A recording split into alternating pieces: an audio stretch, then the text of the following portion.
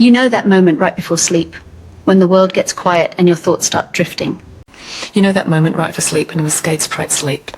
Every single thing in 43 years, she'd line her. She never thought twice about it. Why would she? It was comfortable, natural, easy. But on a cold February night in 2024, Sarah's heart stopped beating. And what Jesus showed her about those prayers, about the position of her body when she spoke to heaven, would shake everything she thought she knew about prayer, faith, and the invisible war happening all around us. This is Sarah's story. But more than that, this is a story about what really happens in the spiritual realm when we pray. And I promise you, by the end of this, you'll never look at prayer the same way again. Chapter 1. The Woman Who Prayed Lying Down. Sarah Mitchell was ordinary in every beautiful way. A middle school English teacher in Portland, Oregon, a mother of 2 grown children, a grandmother to 4-year-old Emma, who she just FaceTimed that very evening, watching the little girl show off her newest dance moves. She had a herb garden on her windowsill. She drove a 12-year-old Honda Civic. She made the best apple pie in her church's potluck rotation. She was the kind of woman who remembered everyone's birthday and always had a word of encouragement ready. And she prayed. Oh, how she prayed. Every night after brushing her teeth and setting her alarm for 6:15 a.m., Sarah would climb into bed, pull her worn quilt up to her chin and pray, sometimes for 5 minutes, sometimes for an hour. She'd pray for her children, David, who was struggling in his marriage, and Rebecca, who was trying to get pregnant. She'd pray for her students, especially Marcus, the boy in her 3rd period class who came to school hungry more often than not. She'd pray for her elderly neighbor, Mr. Chen, whose wife had passed away last spring. She prayed lying down because it was comfortable, because her knees hurt from arthritis, because after a long day of teaching teenagers about comma splices and Shakespeare, she was simply tired. God knows my heart, she'd tell her friend Margaret, who'd once mentioned that her own grandmother always knelt to pray. He doesn't care about the position of my body. He cares about the position of my heart. Sarah believed that. She really did. Until February 14th, 2024, Valentine's Day, the day everything changed. Chapter 2. The night everything stopped. The day had been perfectly ordinary. Sarah taught her classes, Romeo and Juliet to the freshmen, persuasive essay structure to the juniors. She'd stopped by the grocery store on the way home, picking up ingredients for the chicken soup she planned to make over the weekend. She'd called Rebecca, listening to her daughter's nervous excitement about an upcoming job interview. At 8:30 p.m., she settled into her evening routine. A cup of chamomile tea with honey, 20 minutes of reading. She was halfway through a mystery novel about a bookstore owner who solved crimes. A hot shower that made her bathroom mirror fog up completely. By 10 p.m., Sarah was in bed. The house was quiet except for the gentle hum of the heating system and the occasional creak of the old wooden floors settling. Outside, a light rain pattered against the windows. She closed her eyes and began to pray. Dear Heavenly Father, she whispered into the darkness, thank you for this day. Thank you for the gift of teaching, for the minds of young people who are learning and growing. I pray for David tonight, Lord. Please help him and Jennifer work through their problems. Give them patience with each other. And Rebecca, oh God, please bless her with a child. You know how much she wants to be a mother. Sarah's voice trailed off. A strange sensation washed over her, a tightness in her chest, a pressure that seemed to come from nowhere and everywhere at once. Her left arm tingled. The room tilted slightly, though she was lying perfectly still. Help me, she tried to say, but the words came out as barely a whisper. And then nothing, darkness, silence, the sensation of falling, though her body remained perfectly still on the bed. Sarah Mitchell's heart had stopped, but her story, her real story, was just beginning. Chapter 3. Beyond the Veil. The first thing Sarah noticed was the absence of pain. The arthritis that had plagued her knees for 15 years, gone. The constant, low-grade headache from too many hours of grading papers under fluorescent lights vanished. She felt lighter than air, yet more solid than she'd ever felt in her physical body. The second thing she noticed was the light. It wasn't harsh or blinding, but warm and all-encompassing, like sunshine filtered through honey. It seemed to come from everywhere and nowhere, illuminating without creating shadows. Sarah Mitchell, a voice said, not with sound exactly, but with a resonance that vibrated through her very being. She turned, though she wasn't entirely sure she had a body to turn with, and saw him. Jesus! She knew it was him without being told, not because he looked like the pictures in her childhood Sunday school classroom. He didn't have flowing robes or a glowing halo. He appeared as a man in his early 30s, with eyes that held such such depth of love and wisdom that looking into them felt like looking into eternity itself. Lord, Sarah breathed, and found herself doing what she'd avoided for years because of her aching knees. She fell prostrate before him, her face to the ground, in absolute worship and reverence. Rise, beloved daughter, Jesus said, and there was such tenderness in his voice that tears streamed down Sarah's face, wherever those tears were coming from in this place beyond place. She stood, though she felt she could have knelt there forever. Am I dead? She asked. Your earthly body has ceased functioning, Jesus said gently, but there is something I need to show you first before any other decision is made. You've been praying for 43 years, Sarah Mitchell, and I've heard every single word. But tonight, I want to show you what happens when you pray, the reality you've never seen with earthly eyes. He extended his hand. Sarah took it without hesitation, and the world, or whatever this place was, shifted around them. Chapter 4, the prayer room. They were standing in a vast space that defied normal understanding of dimension. It stretched infinitely in every direction, yet felt intimate and enclosed at the same time. The walls, if they could be called walls, shimmered with something that looked like liquid light. This is the prayer room, Jesus said. Every prayer ever prayed comes through here. Every whisper, every cry, every desperate plea, and every grateful thanksgiving. They all pass through this place on their way to the Father. Sarah looked around in wonder. She could hear them, millions upon millions of voices, speaking in languages she didn't understand but somehow comprehended. She could feel the emotions behind them. Desperate mothers praying for sick children, elderly men asking for forgiveness, teenagers crying out for purpose, soldiers pleading for protection. It's beautiful, Sarah whispered. Yes, Jesus agreed, but look closer. He gestured, and suddenly Sarah could see them, the prayers themselves, taking form in the spiritual realm. They appeared as lights of different colors and intensities, rising like glowing embers from the earthly realm below. Some were brilliant white, shooting upward like rockets. Others were golden, ascending in steady, determined streams. Some were blue, soft, and contemplative. Others were red, burning with passionate urgency. But then Sarah noticed something else. Some of the lights, far too many of them, were weak and flickering. They rose slowly, barely making it off the ground before sputtering and struggling like candles in a windstorm. Some never rose at all, just hovering a few feet above their source before dissipating entirely. Why, Sarah asked, why are some so strong and others so weak? Many reasons, Jesus said. Doubt, sin that hasn't been confessed, lack of faith, prayers prayed out of ritual rather than relationship. But there's one reason that many don't consider, one that you, Sarah Mitchell, have been demonstrating for 43 years. He waved his hand, and suddenly Sarah was looking at herself, not the spiritual form she currently inhabited, but her physical body lying in her bed back in Portland. She saw herself as she'd been just minutes ago, eyes closed, hands folded on her chest, praying in her comfortable position beneath her quilt. Look at the prayer, Jesus said softly. Sarah watched as a light, her prayer, rose from her physical body. It was a pleasant yellow color, sincere and heartfelt, but it rose slowly, struggling against some invisible resistance. She could see it fighting to climb higher, but something was holding it back, like a weight attached to its base. I don't understand, Sarah said. I was praying sincerely. I meant every word. I was asking for my children, for my students. Your heart was sincere, Jesus confirmed, but look at what else is there. Chapter 5, the invisible battle. The scene shifted, and suddenly Sarah could see more than just the physical and spiritual realms. She could see the space between them, the realm where angels and demons operated, invisible to human eyes, but terrifyingly real. Around her praying physical body, Sarah saw them, dark shapes, formless and shifting, circling like sharks around a swimmer. Demons, the word came to her mind, unbidden but certain. This is what humans don't understand, Jesus said, his voice carrying a weight of sadness. You live in enemy territory. The earth was given to humanity, but when sin entered, the enemy gained legal right to operate here. Every day, every moment, there is a war raging around you, and prayer, true, powerful prayer, is one of your greatest weapons against the darkness. Sarah watched in horror as one of the dark shapes reached out toward her praying form, but then she saw something else, a figure of brilliant light, standing guard at the foot of her bed, an angel, massive and powerful, with a sword of blazing fire. The demon couldn't get close while the angel was there. You're protected, Jesus said, but look what happens when you pray lying down. Sarah watched as her prayer light continued to struggle upward. The yellow glow flickered and wavered, and then she saw why. The angel, while maintaining his protective stance, seemed somehow less effective. His posture was more relaxed, his sword lowered slightly. He was still on guard, but not in full battle readiness. In the spiritual realm, Jesus explained, posture matters, not because I care about your physical comfort, Sarah, not because I'm keeping a checklist of who kneels and who stands and who lies down, but because in the invisible war all around you, posture communicates intent. intent. It communicates readiness. It communicates respect and reverence. Another scene materialized before them. Sarah saw a woman, young, maybe 30, kneeling beside her bed, hands clasped, head bowed. Her prayer rose as a brilliant white light, ascending with power and speed. Around her, 3 angels stood in formation, their swords drawn, their stances aggressive and protective. When demons approached, they couldn't get within 10 feet of the praying woman. Her prayers shot through the spiritual atmosphere like arrows, reaching their destination with force and clarity. "Look at the difference," Jesus said quietly. Sarah saw it clearly now. The woman's angel guardians were on high alert, responding to the physical posture that reflected the spiritual posture of her heart. Her kneeling position communicated humility, yes, but also readiness for battle. It said, "I know I'm in a war zone. I know I need to fight. I'm approaching the throne of the Most High God with reverence and respect." Chapter 6, the truth about comfort. "But Lord," Sarah said, her voice small, "my knees hurt. I'm tired after long days. Surely you understand that. Surely you're not so petty as to care whether I'm lying down or kneeling." Jesus turned to her, and his eyes were filled with such love that Sarah felt she might dissolve under their gaze. "Petty," he said gently. "Oh, beloved daughter, this has nothing to do with rules or pettiness. This is about effectiveness in warfare. This is about understanding the reality of the world you live in." He gestured, and they were suddenly standing in a different place, a military training ground of some kind, though Sarah couldn't tell if it was a memory or a vision or something else entirely. "If a soldier goes into battle," Jesus said, "does he lie down to fight? Does he make himself comfortable first? Does he say, 'Well, I'm tired today, so I'll just rest here on this battlefield while I defend my position'?" Sarah shook her head, beginning to understand. "Of course not," Jesus continued, "because a soldier understands the reality of warfare. He understands that his position, his stance, his readiness, these things can mean the difference between victory and defeat, between life and death." The scene shifted again, and Sarah saw a montage of prayers from across the world. She saw a man in Africa, standing with his arms raised high, praying for rain for his drought-stricken village. His prayers ascended like pillars of fire, and around him, angels moved in formation like an army preparing for battle. She saw an elderly Korean woman, prostrate on the floor of her tiny apartment, weeping and praying for her grandchildren who had abandoned their faith. Her prayers were deep red, burning with passionate love, and they rose with unstoppable force. The demons that tried to intercept them were burned away like paper in a furnace. She saw a group of teenagers in a church basement, standing in a circle with their hands joined, praying for their school. Their combined prayers formed a golden column that pierced through layers of spiritual darkness, creating a beam of light that demons couldn't cross. And then she saw herself again, lying in bed, praying the same prayers she'd prayed for decades. Good prayers, sincere prayers, but prayers that struggled to rise, that fought against invisible resistance, that arrived at their destination diminished in power. "Enemy loves it when my children pray lying down," Jesus said, and there was steel in his voice now. "Not because there's something magical about position, there isn't, but because praying lying down reveals something about the heart. It reveals that the person doesn't understand the war they're in. It reveals that they've prioritized comfort over effectiveness. It reveals that they're approaching prayer as a bedtime ritual rather than as communication with the God of the universe who spoke stars into existence." Chapter 7, the heart of the matter. Sarah felt tears streaming down her face, or whatever corresponded to tears in this place beyond death. "I didn't know," she whispered. I just wanted to pray. I thought it was enough that I was praying at all. So many people don't even pray." "You're right," Jesus said gently, placing his hand on her shoulder. "So many don't pray at all. And yes, I heard every one of your prayers, Sarah Mitchell. I heard you pray for David and Rebecca. I heard you pray for Marcus, the hungry boy in your class. And because of your prayers, his life will change in ways you won't see if you choose not to return. I heard you pray for Mr. Chen, and your prayers brought him comfort in his loneliness." "Then why are you showing me this?" Sarah asked. "If you heard my prayers, if they made a difference, then why does it matter how I prayed them?" "Because I love you too much to let you be less effective than you could be," Jesus said simply. "Sarah, in the years you have left, however many that may be, there are battles you need to fight. There are prayers you need to pray with power and authority. Your grandson, Emma's little brother who hasn't been born yet, will face a crisis when he's 7 years old. Your prayers could save his life, but only if you understand how to pray with the authority and power that's available to you." He waved his hand again, and Sarah saw a future she wouldn't have imagined. A little boy, maybe 7 or 8 years old, standing at the edge of a river, about to step onto thin ice. She recognized him somehow. He had Rebecca's eyes and the same stubborn chin that ran in their family. "In 3 years," Jesus said, "Rebecca will give birth to a son. They'll name him Samuel. He'll be adventurous and fearless, and sometimes too brave for his own good. On a winter day when he's 7, he'll wander too close to a frozen river near his home. The ice won't hold." Sarah gasped, her hand flying to her mouth. "But his grandmother," Jesus Jesus continued, and now his eyes were boring into Sarah's. His grandmother will be praying for him. She will have learned to pray on her knees, standing in the gap between her grandson and danger. Her prayers will rise like lightning through the spiritual realm. And because of those prayers prayed with understanding of the warfare involved, an angel will be dispatched to whisper a warning to a woman walking her dog nearby. That woman will call out to Samuel at the exact moment he steps onto the ice. He'll pause, he'll step back, he'll live. Tears were flowing freely now. Let me go back, Sarah said. Please, let me learn.